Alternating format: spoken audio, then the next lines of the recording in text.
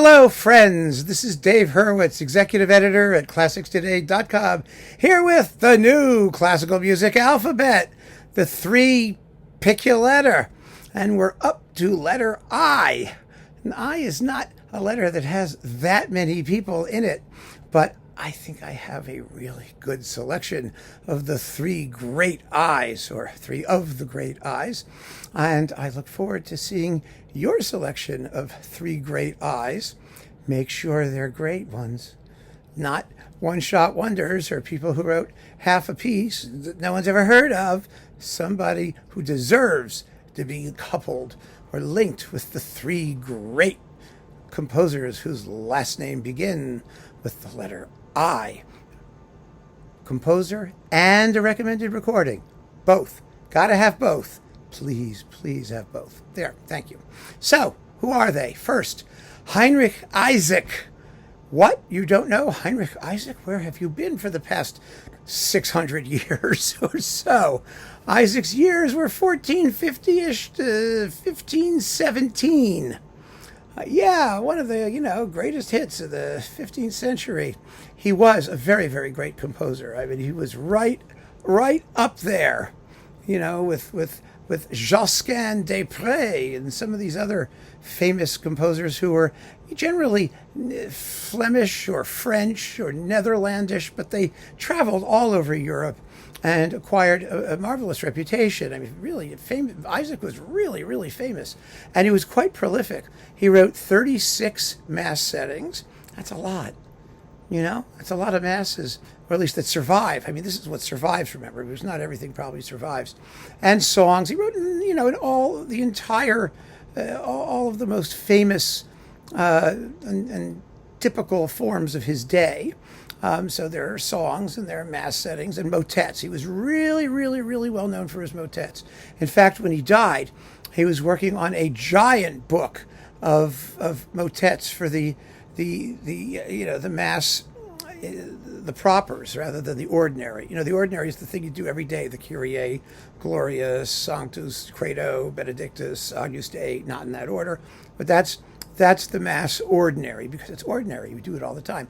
The propers are the special prayers, mostly psalm settings and things like that you do for each of the feast days or holy weeks or special mass. Each week has a special something that you do.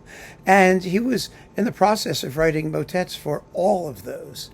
Which would have been extraordinary had he finished it. It's not just, it's not just Sabbath stuff. It's during the week, and it's just, religious authorities are not looking for excuses to indulge in prayer. So, there's a lot. There's a lot of stuff. And Isaac was writing all of that stuff. He was very, very well known. His music is extremely beautiful. If you know that style, the style of people like Josquin and that era, then you know what to expect. Masterful polyphony, absolutely glowing textures, beautiful melodies, some of them based on other tunes and whatnot. But it's lovely, lovely, lovely work. And the recording you should try and get your paws on is the Missa de Apostolis and various associated motets with the Tallis scholars and Peter Phillips on Gimmel, because we all know the Tallis scholars are fabulous. And you're going to hear the mass sung about as beautifully as it can be. Just magnificent, magnificent music. Not for everyday listening, I don't think. I can't imagine.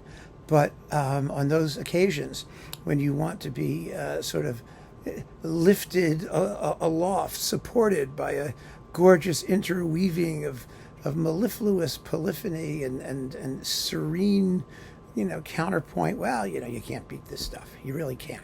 So that's number one. Number two, Charles Ives. Yay! Charles Ives, my high school alma mater person. And the guy from Danbury, who, lived there where my grandfather had his auto parts shop and all that stuff. I mean, the composer I'm very close to, personally. I mean, not that I knew him or anything. I mean, he was dead before I was born. But he did go to Yale and to my high school, and I went to my high school. And, we were familiar with Ives. I've talked about this a million times. And he was one of the great 20th century originals. one of the great American composers. He only started to come into his own in really the 1960s. Before then, nobody much cared about him, and he was far too avant-garde for anyone to tolerate.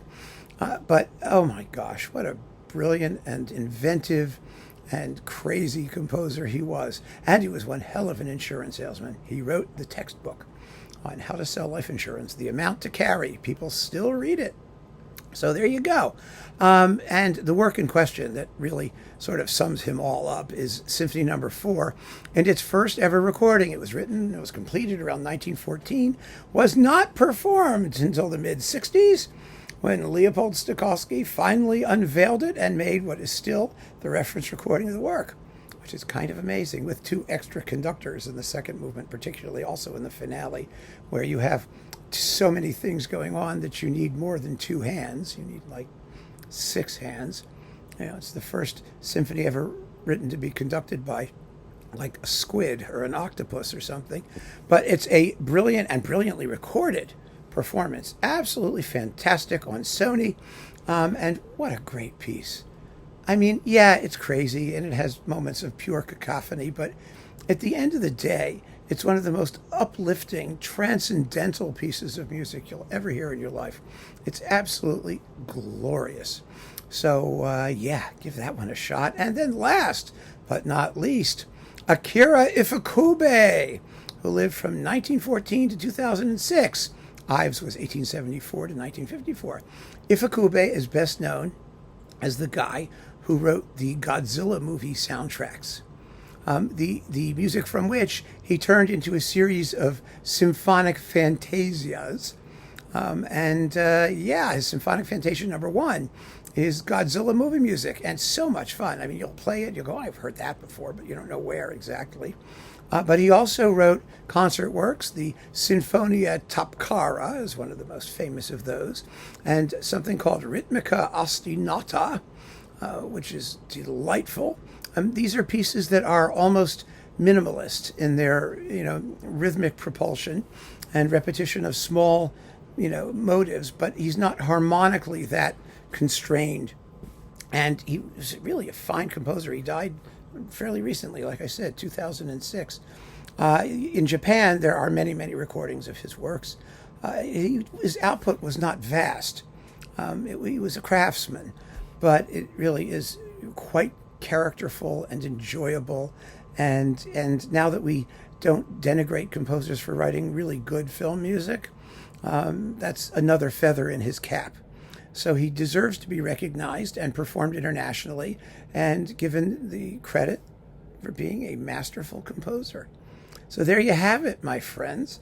The letter I, the 3 great I's.